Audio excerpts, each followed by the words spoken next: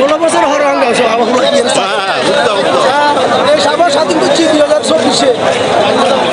আগে করছি আঙ্গু ব্যবসা ছাড়া অঙ্গ 2024-এ আমরা করছি ক্ষমতার দরকার নাই, দেশের শান্তির দরকার। যেটার লাই আল্লাহর অশেষ রহমতে, আল্লাহর বিশেষ অনুগ্রহে আমরা আবার এই দেশের স্বাধীনতা ফিরে পেয়েছি। আমরা 71 সালে যুদ্ধ করে স্বাধীনতা অর্জন করেছি।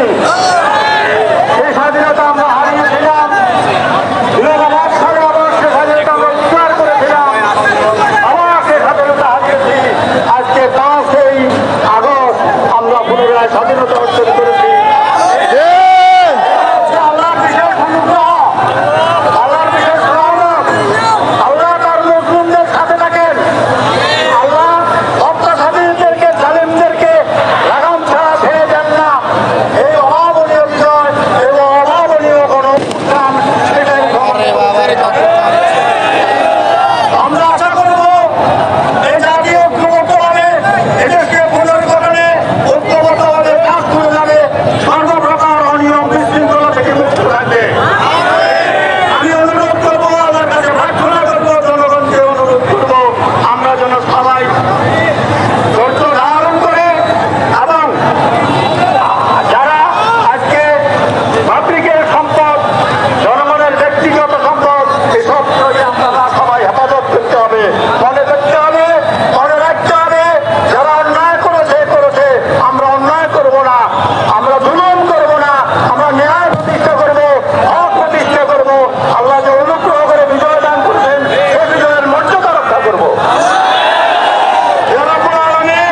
যারা শহীদ হয়েছেন, ছোট ছোট ভাইয়েরা, এদেশের জনগণের মুক্তির জন্য, জনগণকে জুলুম থেকে হেফাজত করার জন্য, তারা সেসব ভাইয়ের সাদা মেহরবানি করে কবুল করুন।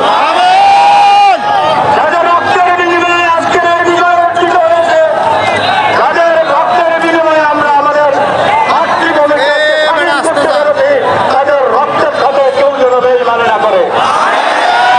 আমরা সেসব ভাইদের যারা প্রাণ দিয়েছেন, জানা জানা সকল ভাই, ছাত্র জনতা, সাধারণ মানুষ, সকলের রুহের মাগফিরাত কামনা করি। আগামী দিনে এইসব শহীদ পরিবারের মতো আমাদের আগামী দিনের সরকার যেন তাদের সাহায্য করার জন্য এগিয়ে আসেন, আমরা সেই দাবি জানাবো এবং আল্লাহর কাছে যে প্রার্থনা করবো। আমরা আশা করি আমাদের শহীদদের রক্ত বৃথা যাবে না, যাবে না। আপনারা সকলে জনগণের জানমাল, সরকারি সম্পদ, কারো ব্যক্তিগত সম্পদ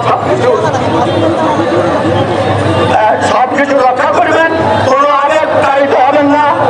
আপনারা, আমরা দেখেছেন লক্ষ লক্ষ জনতা আজকে ঢাকা শহরে মিছিল করেছে, তারা কোনো ভাঙচুর করে নাই। এটা বিরাট উদাহরণ।